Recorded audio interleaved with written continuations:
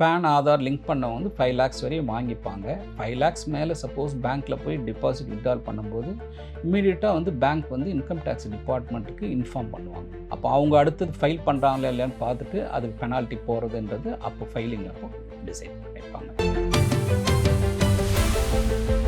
IT file ரெகுலராக file பண்ணுறாங்க வச்சுக்கோங்க. அவங்கள பொறுத்தவரை என்னென்னா 1 கோடி கீழேன்னா 2%, 1 கோடிக்கு மேலே போகும்போது 5% டிடிஎஸ் பிடிப்பாங்க. இது வந்து பேசிக்கு. ஃபைலே பண்ணாதவங்களுக்கு வந்து 20 lakhs வரையும் 2%, 20 lakhs மேலே போகும்போது 5%.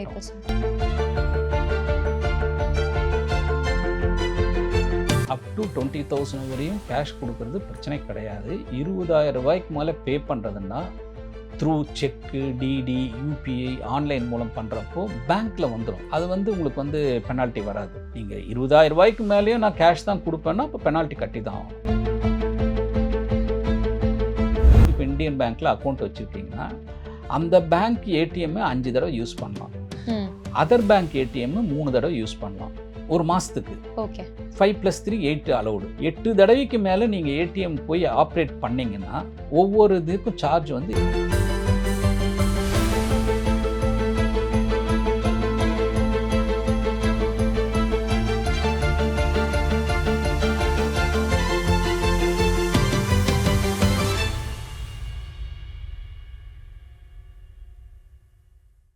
வாவ் தமிழா சக்ஸஸ் நேர்களுக்கு வணக்கம். இந்த நேர்காணலுக்கு நம்ம கூட financial expert Lakshmi Narayanan sir இருக்காரு. வணக்கம் சார். வணக்கம். வாவ் தமிழா நேர்களுக்கும் வணக்கம். எஸ், எப்படி இருக்கீங்க? நல்லா இருக்குங்க. அடுத்த இன்கம் டேக்ஸ்ல மேஜரா சேஞ்ச் கொண்டு வந்திருக்கிற ரூல் என்னன்னா டெபாசிட்ஸோட அமௌண்ட் கொண்டு வந்திருக்காங்க. பர் இயர் எவ்வளோ வித்ட்ராவல் கொண்டு வந்திருக்காங்க. அது இல்லாம நீங்க இவ்வளோ மேல கேஷை நீங்க டீல் பண்ணீங்கன்னா 100% வரைக்கும் பெனால்டிஸ்னு சொல்லியிருக்காங்க. அது நம்ம இன் டீட்டெயிலா நம்ம பேசுவோம் சார். முன்னாடி அது எப்படி இருந்துச்சு, இப்போ ஒவ்வொன்றா அது எப்படி மாத்திருக்காங்க? இல்லை, முன்னாடியே அந்த இருந்தது. இப்போ வந்து இம்ப்ளிமெண்டேஷனை ரொம்ப ஸ்ட்ரிக்டாக இது பண்ணி கொண்டு வரதுக்கு பார்க்குறாங்க. ஃபார் எக்ஸாம்பிள் என்னென்னா, ஒருத்தருக்கு வந்து ஹெல்ப் பண்ணும்போது 20,000 ரூபாய்க்கு மேலே நீங்கள் கேஷ் கொடுத்தீங்கன்னா அந்த எக்ஸஸ் அமௌண்ட்டுக்கு 100% பெனால்ட்டின்னு போடுவாங்க. ஃபார் எக்ஸாம்பிள், நீங்கள் ஒரு ப்ராப்பர்ட்டி வாங்குறீங்க வச்சுக்கோங்க. அதுக்கு வந்து அந்த 50,000 ரூபா அட்வான்ஸ் கொடுக்குறீங்கன்னா கேஷாக 20,000 ரூபாய் அளவோட மீதி 30,000த்துக்கு டேக்ஸ் பண்ணுவாங்க. அதே வந்து நம்ம என்ன பண்ணலான்னா 20,000 ரூபா கேஷாக கொடுத்து 30,000 ரூபாய் ஜிபே, யூபிஐ மூலம் பே பண்ணால் அது பிரச்சனை கிடையாது. அதில் பப்ளிக் வந்து யோசிக்கணும். அது எதையுமே வந்து கேஷ் வந்து 20,000 ரூபாய்க்கு மேலே இல்லாமல் மீதியை வந்து பேங்க் ரெக்கார்டில் வாரி பண்ணால் அவங்களுக்கும் சேஃப்டி. நாளைக்கு ரெக்கார்ட் ஆகும் நம்ம அட்வான்ஸ் கொடுத்தோம் அந்த மாதிரி இதெல்லாம். அதால் கவர்மெண்ட்டை வந்து எல்லாத்துக்கும் ப்ளேம் பண்ணுறத நம்ம கொஞ்சம் மாற்றிக்கலாம். 50,000 ரூபாய் கொடுக்குறது தப்புன்னு சொல்ல, 50,000 ரூபாய் கேஷாக கொடுக்காம இருந்தால் நல்லது. லைக் அந்த என்ன மாதிரி இப்போ நம்ம வீடு வாங்குறது இல்லாம என்ன மாதிரி இடத்துலலாம் கேஷ் டீலிங்ஸ் நம்ம அவாய்ட் பண்ணணும்? இப்போ வந்து பார்த்தீங்கன்னா நிறைய பேர் வந்து பேங்க்கில் டெபாசிட் பண்ணுறது இருக்குது. பேங்க்கில் டெபாசிட் வந்து சேவிங்ஸ் அக்கௌண்ட்டில் ஒரு வருஷத்தில் டோட்டலாக வந்து டெபாசிட் அண்ட் வித்ட்ராயல்ஸ்க்கு வந்து 10 lakhs வரையும் இருக்கலாம். 10 lakhs மேலே போகும்போது அதுக்கு உண்டான சார்ஜஸ் வர வாய்ப்பு இருக்குது. சேவிங்ஸ் அக்கௌண்ட் கம்பெனி இந்த மாதிரி இதெல்லாம் வந்து அவங்களுக்கு வந்து 1 crore வரையும் ஏதோ இருக்குது. அதுக்கு மேலே போகும்போது என்ன ஆகும்னா கவர்மெண்ட் சைடில் வந்து அவங்க வந்து டிடிஎஸ் பிடிப்பாங்க. டிடிஎஸ் டிடெக்ட் பண்ணி கொடுப்பாங்க. அதுக்கப்புறம் நம்ம அதை கிளைம் பண்ணி வாங்கணும். கிளைம் பண்ணும்போது ஏன் அவ்வளோ பண்ணிங்கன்றது கொஸ்டின் ரைஸ் பண்ணலாம். இப்போ டிடிஎஸ் பிடிக்கும்போது எவ்வளோ பிடிப்பாங்க? ஆக்சுவலி டிடிஎஸ் என்னங்கிறது மேபி நிறைய பேருக்கு தெரியணும்னு இல்லை. டிடிஎஸ் வந்து நிறைய பேருக்கு தெரியாதுன்னா எல்லா சேலரி எம்ப்ளாய்க்கும் வந்து அவங்க வந்து ஃப்ரம் ஏப்ரல் மாதத்துலேருந்து என்ன ஆகும்னா அவங்க வாங்குகிற சம்பளத்தில் என்னென்ன அலவன்ஸ் எல்லாம் இருக்குது, அவங்க எந்த டேக்ஸ் ஸ்லாபில் இருக்காங்கன்னு எல்லாம் ஒர்க் அவுட் பண்ணி அவங்களுக்கு டேக்ஸ் வந்ததுன்னா டேக்ஸ் டிடெக்டட் அட் சோர்ஸ்ன்னுவாங்க. அதை வந்து ஓவரால் 12 months பிடிக்க ஆரம்பிப்பாங்க. அதுதான் டிடிஎஸ். அந்த டிடிஎஸ் பிடிக்காமல் இருக்கணும்னா நம்ம அதுக்கு உண்டான பேப்பர் சப்மிட் பண்ணால் டிடிஎஸ் பிடிக்காமல் இருக்கலாம். ஆனால் ஒரு ஸ்டேஜுக்கு மேலே போனால் டிடிஎஸ் பிடிக்கிறத அவாய்ட் பண்ண முடியாது. பட் அதுக்கு என்ன பண்ணால் கடைசியாக ஃபைனலாக வந்து ஐடி ஃபைல் பண்ணுறப்போ அதை கிளைம் பண்ணியும் வாங்கலாம். அந்த டிடிஎஸ்ஸை நம்ம வந்து இது பண்ணிக்கலாம். ப்ரூஃபோடு இது பண்ணணும். இப்போ இன்கம் டேக்ஸ் ரூல்ஸில் அடுத்து மேஜர் வந்து சேஞ்சஸ் என்னன்னா டெபாசிட்லையும் வித்ட்ராவல்லையும் இவ்வளோ அமௌண்ட் தான் டெபாசிட் பண்ண முடியும், வித்ட்ரா பண்ண முடியும் பர் இயர்னு இருக்குல்ல சார். அப்போ நம்ம ஃபர்ஸ்ட் டெபாசிட்டே எடுத்துப்போம். எப்படி டெபாசிட் பண்ணலாம், எவ்வளோ டெபாசிட் பண்ணலாம்? லேட்டஸ்ட் இதில் என்ன பண்ணிக்காங்கன்னா பேன் ஆதார் லிங்க் பண்ண வந்து 5 lakhs வரையும் வாங்கிப்பாங்க. 5 lakhs மேலே சப்போஸ் பேங்க்கில் போய் டெபாசிட் வித்ட்ரால் பண்ணும்போது இம்மீடியட்டாக வந்து பேங்க் வந்து இன்கம் டேக்ஸ் டிபார்ட்மெண்ட்டுக்கு இன்ஃபார்ம் பண்ணுவாங்க. அவங்க எவ்ரி குவார்ட்டர்லி வந்து ரிப்போர்ட் அனுப்பும்போது அதை இன்ஃபார்ம் பண்ணுவாங்க. அப்போ அவங்க அடுத்தது ஃபைல் பண்ணுறாங்களா இல்லையான்னு பார்த்துட்டு அதுக்கு பெனால்ட்டி போகிறதுன்றது அப்போ ஃபைலிங்கில் அப்போ டிசைட் பண்ணிப்பாங்க. பேன் இருக்கவங்களை பற்றி பிரச்சனை கிடையாது. அது வந்து அந்த எலிஜிபிள் அமௌண்ட் வரையும் பண்ணலாம். எடுக்கலாம். 20 லேக்ஸ் வரையும் பண்றது பண்ணிக்கலாம். அது சேவிங்ஸ் அக்கவுண்ட்டுக்கும் கரண்ட் அக்கவுண்ட்டுக்கும் இல்லைங்க. டிஃபரெண்டா இருக்குல்ல சேவிங்ஸ் அக்கவுண்ட்டுக்கு வந்து 20 லேக்ஸ் வரையும் அலோவ் பண்றாங்க. கரண்ட் அக்கவுண்ட்னா மோஸ்ட்லி கம்பெனி அந்த மாரி இருக்கும். ம். அவங்கலாம் வந்து 50 லேக்ஸ் வரையும் டிரான்சாக்ட் பண்ணலாம்னு ஒரு இது வச்சிருக்காங்க. இப்போ கேஷா. கேஷா. ம். இப்ப அது டெபாசிட்ல முன்னாடி இருந்த ரூல் என்னவா இருந்துச்சு சார்? டெபாசிட்லயே. டெபாசிட் பத்தி பேசுனா முன்னாடி வந்து 5 லேக்ஸ் சம்திங் இருந்தது. ம். இப்போ கொஞ்சம் அந்த மணி வேல்யூலாம் இதானால இன்க்ரீஸ் பண்ணியிருக்காங்க அந்த இது. ஓகே. இப்போ வித்ட்ராவல்னு வரும்போது அதுல என்ன மாதிரி சார் இருக்கு? எவ்வளவு வித்ட்ரா பண்ணலாம்? அதுலயும் பான் இருக்கா? லைக் பான் இருக்கிறவங்க ஆமா பான் இல்ல. மேடம். அதாவது ஓவரால் வந்து அந்த 20 லேக்ஸ் வந்து டெபாசிட் அண்ட் வித்ட்ராயலுக்கு அதை சேர்த்து தான் இது பண்றாங்க. Income okay. டாக்ஸ் இதுல. டெபாசிட் தனியா, வித்ட்ராயல் தனியா இது பண்ணல. 2த்தையும் கம்பைன் பண்ணி தான். அதால சேர்த்து தனித்தனியா கிடையாது. சேர்த்து தான். அந்த ஃபினான்ஷியல் இயர்ல அவங்க பண்ற டிரான்சாக்ஷன் இண்டிவிஜுவல் வந்து அந்த பேங்க் அக்கவுண்ட்ல 20 லேக்ஸ் வரையும் போலாம். பட் வித்ட்ராவல்ல வித்தியாசம் இருக்குல்ல சார்? ஃபைல் பண்றவங்களா இருந்தா இவ்வளவுதான், ஃபைல் பண்ணாதவங்களா அது இருந்தா? வந்து என்னன்னா, இப்போ வந்து இண்டிவிஜுவல்ஸ் வந்து ஐடி ஃபைல் ரெகுலரா ஃபைல் பண்றாங்க வச்சுக்கோங்க. அவங்கள பொறுத்தவரையும் என்னன்னா, 1 கோடி கீழன்னா 2%, 1 கோடிக்கு மேல போகும்போது 5% டிடிஎஸ் பிடிப்பாங்க. இது வந்து பேசிக். ஃபைலே பண்ணாதவங்களுக்கு வந்து 20 லேக்ஸ் வரையும் 2%ம், 20 லேக்ஸ் மேல போகும்போது 5%ம். 5%. அதால ஃபைல் பண்றவங்களுக்கு எக்ஸ்ட்ரா ஒரு பெனிஃபிட் குடுத்துருக்காங்க. ஐடி ஃபைல் பண்றவங்களுக்கு. ஓகே. இப்போ இந்த மாதிரி இடத்துல பான் கார்டு, ஆதார் எல்லாம் எவ்ளோ முக்கியம்? அது நீங்க லிங்க் பண்ணி இருக்கிறதும், பான் கார்டு இல்லாதவங்க இருக்காங்கல்ல சார்? சோ பான் கார்டு இருக்கிறது எவ்ளோ முக்கியங்கிறது? மேடம் பான் கார்டு இல்லாதவங்கன்னா, அவங்க வந்து பேங்க்ல நெறைய டிரான்சாக்ஷன் இருக்காது, டெபாசிட்ஸ் இருக்காது. அப்போ அவங்களுக்கு அந்த கொஸ்டின் ரைஸ் ஆகாது. மேக்ஸிமம் ரூ. 49,000க்குள்ள டிரான்சாக்ஷன் பண்றாங்கன்னா, பான் எதுவும் கேட்க மாட்டாங்க. ஆனா இப்போ லேட்டஸ்ட்டா பேங்க் அக்கவுண்ட் நீங்க ஓப்பன் பண்ண போனாலே பான் மஸ்ட்ன்னு கேட்குறாங்க. அடுத்தது என்ன கேட்பாங்கன்னா, பான் ஆதார் லிங்க் ஆயிருக்கான்னு பார்ப்பாங்க. அதுக்கப்புறம் இந்த பான் ஆதார் லிங்க்குக்கு அப்புறம் அது வந்து பேங்க் அக்கவுண்ட்ல லிங்க் ஆயிருக்கான்னு பார்ப்பாங்க. ஏன்னா, நாளைக்கு ஏதாவது கவர்மெண்ட் இன்னைக்கு சில ஃபார்மர்ஸ்க்குலாம் சப்சிடிலாம் தரும்போது, அந்த அக்கவுண்ட்டுக்கு வந்து ஈஸியா போய் ரீச் ஆகும்.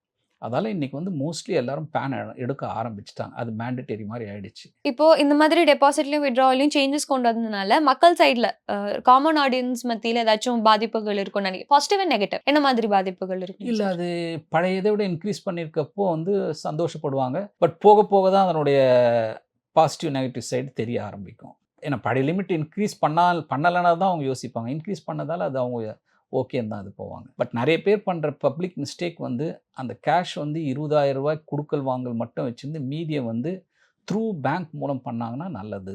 அங்க தான் நெறைய மிஸ்டேக் பண்றாங்க. இப்போ 20,000 டிரான்சாக்ஷன்ஸ் பத்தி நம்ம பேசணும்ல சார். அதுல இப்ப நெறைய பேர் நினைச்சிருக்கிறது, நம்ம யுபிஐ டிரான்சாக்ஷன் லைக் ஆன்லைன் டிரான்சாக்ஷனே 20,000 வரைக்கும் தான் பண்ண முடியுங்கிற ஒரு லைக் மிஸ்கன்செப்ஷன் வரதுக்கான சான்சஸ் இருக்கு. சோ அத நம்ம கரெக்ட்டா சொல்லிக்கலாம் சார். எதுலலாம் நம்ம கையில கேஷ் குடுக்கிறதா இருந்தா, எதுலலாம் அப்படி குடுக்கணும்? அதுக்கு மேல குடுத்தா என்ன மாதிரி பிரச்சனைகள் வரும்? மேடம் இப்போ வந்து அப் டூ 20,000 வரையும் கேஷ் குடுக்குறது பிரச்சனை கிடையாது. ரூ. 20,000க்கு மேல பே பண்றதுன்னா, த்ரூ செக்கு, டிடி, யுபிஐ ஆன்லைன் மூலம் பண்றப்போ பேங்க்ல வந்துரும். அது வந்து உங்களுக்கு வந்து பெனால்டி வராது. நீங்க ரூ. 20,000க்கு மேலயும் நான் கேஷ் தான் குடுப்பேன்னா, அப்ப பெனால்டி கட்டி தான் ஆகணும். அதால யுபிஐ, ஜிபே பண்றது வந்து த்ரூ பேங்க் டிரான்சாக்ஷன்ல வந்துரும். அப்ப அது வந்து பெனால்டில வராது. அந்த இந்த 20,000 அமௌண்ட்ங்கிறது என்னென்ன இதுல நம்ம வீடு வாங்குறத பத்தி பேசினோம். இல்ல அது வீடு இல்லாம வாங்குறதுக்காக இல்ல. வீடு வாங்குறதுக்கு முன்னாடி அந்த டாக்குமெண்ட்ஸ் ம். வாங்குறதுக்கு அட்வான்ஸ் பே பண்ணுவாங்க. நார்மலா எல்லாருமே இந்த 50,000 1,00,000 ஒரு அட்வான்ஸ் குடுப்பாங்க. அந்த இடத்துல ரொம்ப கேர்ஃபுல்லா இருக்கணும்ன்றது. கேஷ் வந்து ரூ. 20,000க்கு மேல குடுக்காதீங்க. மீதிய வந்து யுபிஐ, ஜிபே இல்ல ஆன்லைன்ல அப்படி பே பண்ணீங்கன்னா ரெக்கார்ட் ஆகும். ஃபியூச்சர்ல அவங்களுக்கு ஏதாவது பிரச்சனை வந்தாலும் கேஷ் பே பண்றதுக்கு ப்ரூஃப் இருக்கு. ம். அவங்களுக்கு தான் அது பெனிஃபிட். ரூ. 20,000 போனாலும் மீதி வந்து குடுத்தோன்றதுக்கு ப்ரூஃப காமிச்சு நம்ம கிளைம் பண்ணலாம். அதால வந்து கேஷ் டிரான்சாக்ஷன் ரூ. 20,000க்கு மேல பண்ண வேண்டான்றது மைண்ட் செட் இருந்தா நல்லா இருக்கும். லைக் அது எல்லா இடத்துலயுமே எல்லா அப்படிதான். இடத்துலயுமே. ஓகே. நம்ம எந்த இடத்துல கேஷ் டிரான்சாக்ஷனா இருந்தாலும் 20,000 தான் லிமிட். 20,000 மேல போகாம பார்த்தா நல்லது. ஓகே. ஏன்னா முன்னாடியாவது யுபிஐலேருந்து ஜிபே இதெல்லாம் இல்ல. இப்பதான் அது வந்துடுச்சுல்ல. அது ம். வந்து ஆன் த ரெக்கார்ட் ஆயிடுதுல்ல. அது இல்லாம பிசினஸ் ஓனர்ஸ்க்கு மேஜர் சேஞ்சஸ் வந்திருக்குல்ல. அதுவும் நான் நெறைய இடத்துல நியூஸ் பார்த்தேன். இனிமே பிசினஸ் பீப்பிள்ஸ்க்கான ஒரு ஆமா. பெரிய அடி இப்போ வந்துருச்சு டெய்லி. அடிலாம் கிடையாது. பிசினஸ் ஓனர்ஸ்க்கு என்ன சொல்றாங்கன்னா, நீங்க மேக்ஸிமம் கேஷ் டிரான்சாக்ஷன குறைங்கன்னு சொல்றாங்க.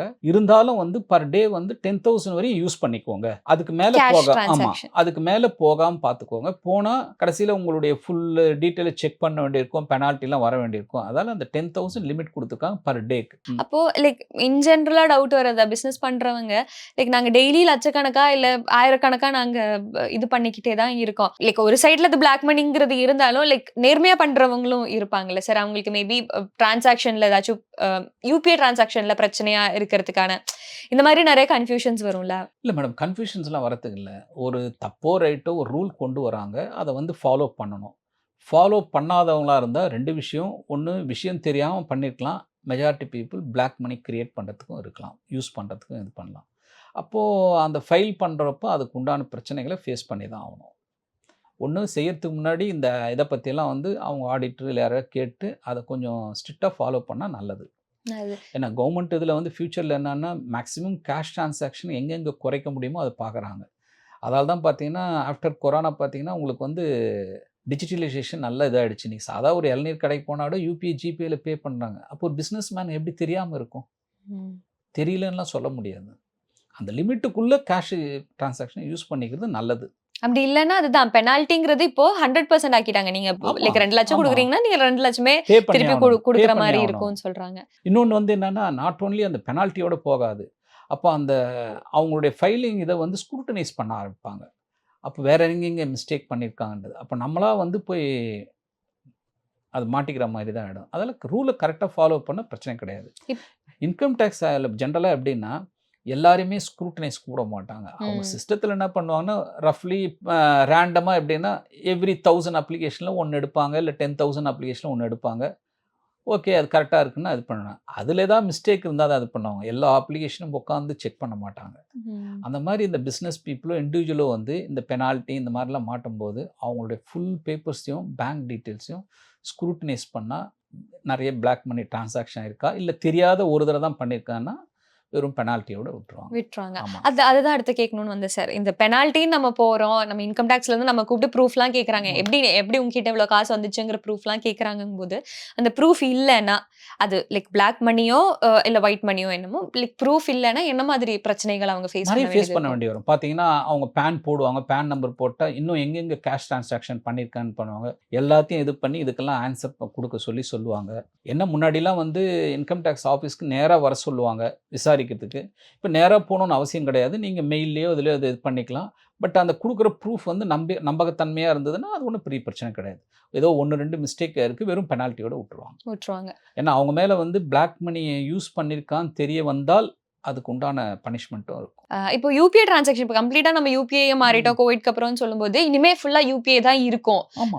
கொஞ்சம் வருஷத்துல இனிமே காசு இருக்காது, ஃபுல்லா யூபிஐ டிரான்சாக்ஷன் தான் இருக்கும்னு சொல்லும்போது இப்போ என்ன சொல்றாங்கன்னா யூபிஐலயும் உங்களுக்கு நிறைய ரெஸ்ட்ரிக்ஷன்ஸ் வந்துருச்சு. ஃபேக் நியூஸா என்னன்னு தெரியல சார், அந்த மாதிரி பேசப்படுது. ஸோ அதுல ஏதாச்சும் ரெஸ்ட்ரிக்ஷன்ஸ் அந்த மாதிரி இருக்கா? ரெஸ்ட்ரிக்ஷன்ஸ்னால் இப்போ எப்படி சொல்கிறாங்கன்னா நிறைய வந்து பேங்க் மூலமாக யூபிஐ ஜிபே பண்ணுறதுல நிறைய பேர் ஏமாறுறாங்கன்றதால முன்னாடிலாம் இந்த யூபிஐ வந்து சிங்கிள் இதில் வந்து பே பண்ணுற மாதிரி இருந்து இப்போ 2 விதமாக அதை இது பண்ணுறாங்க. அதாவது எப்படின்னா அது உண்மையான இதுவா இல்லையான்ற செக் பண்ணுறாங்க. ஓகே. லேட்டஸ்ட்டாக ஒரு ஆக்ட் என்ன சொல்கிறாங்கன்னா பேங்க்கில் வந்து நைட்டு 11லேருந்து மறுநாள் காலையில் 5 வரையும் எந்த யூபிஐ டிரான்சாக்ஷனும் ஆப்ரேட் பண்ணாதபடி பார்த்துக்கலான்னு இருக்காங்க. ம். அதை மீறி யூஸ் பண்ணணும்னு யாராவது பர்சனலாக இதுன்னா அவங்க அப்ரூவல் வாங்கி பண்ணலாம். இப்போ லேட்டஸ்ட்டாக அது ஒரு இது கொண்டு வந்திருக்காங்க. ஏன்னா அந்த யூபிஐ ஜிபே மூலமாக ஏமாறாமல் இருக்கிறதுக்காக இது பண்ணியிருக்காங்க. அதே மாதிரி ஏடிஎம்லயும் என்னென்னமோ சேஞ்சஸ் ஏடிஎம்ல சேஞ்சஸ் இல்லைங்க. இப்போ வந்து நீங்கள் ஒரு பேங்க்கில் இப்போ இந்தியன் பேங்க்கில் அக்கௌண்ட் வச்சுருக்கீங்கன்னா அந்த பேங்க் ஏடிஎம் 5 தடவை யூஸ் பண்ணலாம். அதர் பேங்க் ஏடிஎம் 3 தடவை யூஸ் பண்ணலாம். டெய்லி இல்லை, ஒரு மாதத்துக்கு. ஓகே. 5+3 8 அலௌடு. 8 தடவைக்கு மேலே நீங்கள் ஏடிஎம் போய் ஆப்ரேட் பண்ணிங்கன்னா ஒவ்வொரு இதுக்கும் சார்ஜ் வந்து ரூ. 23 சார்ஜ். நிறைய பேர் என்னென்னா இந்த ஏடிஎம்லாம் வந்த பிறகு ரூ. 500 விட் பண்ணுறது, ரூ. 1000 விட் பண்ணுறது என்ன எதுலேயுமே வந்து காஸ்ட்டு இன்வால்வ் ஆகிருக்கு. அதனால் பேங்க் சைடில் என்ன சொல்கிறேன்னா 5+3 8 டைம்ஸ் கொடுக்குறோம், அதுக்குள்ளே இது பண்ணுங்கன்னா 8 டைம்ஸ் மேலே போனால் பர் ஆப்ரேஷன் சார்ஜ் வந்து ₹23 சொல்லி இது பண்ணிட்டாங்க. அதனால் என்ன தேவையோ இப்போ ஒரு வாரத்துக்கு தேவைன்னா ரூ. 1000 தேவைன்னா எடுத்துக்கணும். எனக்கு ஏடிஎம் இருந்தால் நான் ரூ. 500 எடுப்பேன், ரூ. 1000 எடுப்பேன்னா அது வந்து கண்ட்ரோல் பண்ண முடியும். அவங்களுக்கு வந்து காஸ்ட் அதிகமாகுது, பேங்க்கோட அட்மினிஸ்ட்ரேஷன் காஸ்ட் அதிகமாகுது. முன்னாடி எப்படி இருந்துச்சு சார் இந்த நம்ம ஏடிஎம்ல இருந்து எடுக்க? இதே தான். நம்ம ஜெனரலி எனக்கு இல்லைங்க, வீட்லலாம் நம்ம இதே பார்க்கும்போது தாங்க இருந்தது. இப்போ வந்து என்ன பண்ணால் ஒரு இதுக்கு வந்து காஸ்ட் வந்து ரூ. 20 ப்ளஸ் ஜிஎஸ்டி சேர்க்கும்போது ரூ. 23 வருது. இது இனிமேல் ஸ்ட்ரிக்டாக இது பண்ணுவாங்க ஃப்ரம் 1/4லேருந்து. முன்னாடி இதே 23 ரூபீஸ் தான் புடிச்சிட்டு இல்லை இருந்தாங்களா அப்போ வந்து கொஞ்சம் கம்மியாக இருந்தது. அதை ரொம்ப ஸ்ட்ரிக்டாக இம்ப்ளிமெண்ட் பண்ணலை. இப்போ வந்து பேங்க்குடைய எக்ஸ்பென்சஸ்லாம் ஓவராக போகிறதால அவங்க வந்து 1ஆம் தேதியிலேருந்து அதை ஸ்ட்ரிக்டாக இது பண்ணுவாங்க. பர் டிரான்சாக்ஷன் வந்து 23 ரூபா பிடிப்பாங்க. பிடிப்பாங்க. இப்போ இவ்ளோ சேஞ்சஸ் கொண்டு வந்திருக்காங்கல்ல சார். இது லைக் எவ்ளோ பேருக்கு இது தெரியும், இத பத்தி தெரியும், தெரியாதுங்கிறதே நமக்கு தெரியாது. அப்போ பொதுமக்களுக்கு ஜெனரலா இருக்கு, என்னடா இப்போ 100% அவங்க என்னன்னு யோசிக்காம, என்னடா 100% பெனால்டினா இவ்ளோ கட்ட வேண்டியது இருக்குமா? இல்ல ஏடிஎம்ல இவ்ளோ வட்டி தான் எடுக்க முடியுமா? நமக்கு ஏதாச்சும் ஒரு தேவைன்னா நம்ம 4வது வட்டி போகணும்னா நம்ம என்ன ஆகும்? இந்த மாரி நெறைய பயம், பதட்டம்லாம் அவங்களுக்குள்ள இருக்குல்ல. அப்படிலாம் இல்லைங்க. எதையுமே வந்து இன்னைக்கு சிட்டியில் இருக்கவங்க வந்து எவ்வளோ நியூஸ் வந்து போயிட்டுருக்கு. பட் நமக்கு தேவையான நியூஸ் கரெக்ட் நியூஸை தெரிஞ்சுட்டு அதை ஆப்ரேட் பண்ணணும். எல்லாமே வந்து ஹேபிட் தான். இப்போ சொல்லுவாங்க ஜென்ரலாக வந்து வாக்கிங் போகிறதுனால 21 நாள் தொடர்ந்து போயிட்டா ஹேபிட் ஆகிடும். சேம் திங் ஒரு 2-3 மந்த்ஸ் வந்து இந்த ஆப்ரேட் பண்ணும்போது இந்த நியூஸ்லாம் தெரிஞ்சு அதுக்கப்புறம் நம்ம வந்து அதுக்கேற்ற மாதிரி மாற்றிக்கணும். நான் இப்படி தான் இருப்பேன்னா பே பண்ணி தான் ஆகணும் எக்ஸ்ட்ரா டிரான்சாக்ஷன் சார்ஜஸ். எஸ். இப்போ இந்த இன்கம் டேக்ஸ்ல கடைசியா வரது என்னன்னா, எப்படி ஃபைல் பண்ணும்போது நம்ம எப்படி ஃபைல் பண்ணணும்? இந்த மிஸ்டேக்ஸ்லாம் நம்ம பண்ணக்கூடாது. இத கரெக்ட்டா நீங்க ஃபாலோ பண்ணணும்னு இருக்கிறது என்னென்ன சார்? இல்லை நிறைய பேர் ஃபைல் பண்ணுறப்போ என்ன மிஸ்டேக்னா, இண்டிவிஜுவலாக ஃபைல் பண்ணுறப்போ ஃபார்ம் மாற்றி ஃபைல் பண்ணுறாங்க. ஓகே. ஓகேங்களா? இப்போ ஐடிஆர் 1 பண்ண வேண்டியவங்க 2 பண்ணுவாங்க, 2 பண்ண வேண்டியவங்க 1 பண்ணுவாங்க. அந்த மிஸ்டேக் பண்ணுறாங்க. செகண்ட் திங் வந்து லாஸ்ட் டேட் தெரியாமல் லேட்டாக ஃபைல் பண்ணுறது. அதுக்கப்புறம் வந்து ஃபைல் பண்ணும்போது நிறைய பேர் பண்ணுற மிஸ்டேக் என்னென்னா, அந்த ஏஎஸ் ஸ்டேட்மெண்ட்டும் 26 ஏஎஸும் நம்ம இதை மேட்ச் பண்ணி ஃபைல் பண்ணணும். நமக்கு தெரிஞ்சது ஃபைல் பண்ணுறோம், அதை மேட்ச் பண்ணலன்னா மிஸ்டேக்ஸ் வரும். அதே போல் அந்த ஃபைலிங் டேட் முடிஞ்சு ஃபைல் பண்ணோம்னா தேவையில்லாமல் ஃபைன் பே பண்ணணும். இதெல்லாம் இப்போ வந்து கொஞ்சம் ஃபைன்னா லைக் எவ்ளோ வரைக்கும் பே பண்ண வேண்டியது ரூ. இருக்கும்? 1000லேருந்து 5000 வரையும் வரும் அந்த பீரியடுக்குள்ள. அப்போ அதால கரெக்ட் டைமுக்கு கொஞ்சம் முன்னாடியே பண்ணால் நல்லது. முடிஞ்சால் யாராவது அக்கௌண்ட்ஸ் நாலேஜபிள் பர்சன் இல்லை ஆடிட்டர் மூலம் பண்ணும்போது இந்த மிஸ்டேக்ஸ் அவாய்ட் பண்ணலாம். ஏன்னா அவங்க சொல்லிட்டே இருப்பாங்க லாஸ்ட் டேட் எப்போ நீங்கள் இந்த ஃபைல் ஃபார்ம் பண்ணணும் அந்த மாதிரி இதெல்லாம். அதால அந்த மிஸ்டேக்ஸை அவாய்ட் பண்ணலாம். இல்ல இந்த மாதிரி டாக்குமெண்ட்ஸ் கண்டிப்பா நம்ம கிட்ட இருக்கணும். இது மறக்காம இல்லை எடுத்து இருக்கணும் இல்லை. இப்போ வந்து முன்னாடிலாம் வந்து ஆடிட்டர்கிட்ட ஃபைல் பண்ணும்போது என்ன ஆகும்னா, அவங்க கிளைண்ட் என்ன சொல்கிறாங்களோ அதை ஃபைல் பண்ணி கொடுத்துருந்தாங்க. ஒரு ஸ்டேஜில் என்ன ஆகிடுச்சுன்னா 26 ஏஎஸ் இந்த ஏஏஎஸ்லாம் வருது இல்லை, அது வந்து மேட்ச் பண்ணி ஃபைல் பண்ண வேண்டியது ஆடிட்டர் வேலை. ஆடிட்டருங்க அதால் என்ன கேட்குறாங்கன்னா, நிறைய கிளைண்ட்டுக்கிட்ட நிறைய டீட்டெயில் கேட்கும்போது அவங்களுக்கு கோவம் வருது. பட் ரூல் ஒபே பண்ணி ஆகணும். ஏன்னா நாளைக்கு ஏதாவது இதானா யார் ஆடிட்டர் ஃபைல் பண்ணாங்களோ அவருக்கு பிரச்சனை ஆகும். அந்த இதுக்காக ஆடிட்டர் மூலம் ஃபைல் பண்ணும்போது மேட்ச் பண்ணி தான் ஃபைல் பண்ணுவாங்க. ஓகே. அதில் ஏதாவது மிஸ்மேட்ச் இருந்தால் அதை கேட்டு அந்த கொரி இது பண்ணி பண்ணுவாங்க. அப்படியே தான் இந்த ஃபார்ம் 16, ஃபார்ம் 16A அதெல்லாம் அதுலலாம் இப்போ கொஞ்சம் சேஞ்சஸ் வருது. சேஞ்சஸ் வந்து ஃபார்ம்ஸ் இதெல்லாம் இப்போ பார்த்தீங்கன்னா முன்னாடி ஃபார்ம் 16 ஒன்று இருந்தது. அந்த ஃபார்ம் 16 இப்போ வந்து இனி வரப்போகிற வருஷத்தில் வந்து அது வந்து ஃபார்ம் 130 சேஞ்ச் ஆகுது. ஓகே. 16Aன்னு சொல்லுவாங்க, அது வந்து 131 ஆகுது. அந்த மாதிரி சில ஃபார்ம்ஸ் வந்து சேஞ்ச் பண்ணுறாங்க. ஓகே. இந்த ஃபார்ம் 16னா என்னன்னு தெரியாதவங்களுக்கு அது? ஃபார்ம் 16னா இப்போ யார் யார் ஒரு கம்பெனியில் ஒர்க் பண்ணுறாங்களோ அவங்க மார்ச் மாதம் முடிஞ்ச உடனே அதில் வந்து அவங்களுடைய ஃபுல் சேலரி டீட்டெயில் எவ்வளோ டிடிஎஸ் பிடிச்சிருக்காங்க இதெல்லாம் வந்து அந்த ஃபார்ம் 16ல் ரிஃப்ளெக்ட் ஆகும். அந்த ஃபார்ம் 16 வந்த பிறகு தான் நீங்கள் ஐடி ஃபைல் பண்ண முடியும். இப்போ சேலரிட் பீப்புள் இல்லாமல் செல்ஃப் எம்ப்ளாய்டு இல்லை பிஸ்னஸ் அந்த மாதிரி இதுக்குன்னா அவங்களாம் எங்கேயாவது கம்பெனி மூலமாக டிரான்சாக்ஷன் பண்ணால் அங்கே ஃபார்ம் 16Aன்னு தருவாங்க.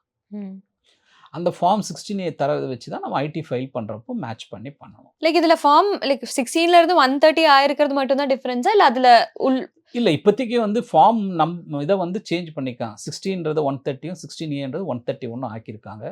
மற்றபடி டீட்டெயில் ஒன்றும் பெருசாக சேஞ்சஸ் இருக்குமான்னு தெரியாது. ஃபார்ம் நம்பரை சேஞ்ச் பண்ணியிருக்காங்க.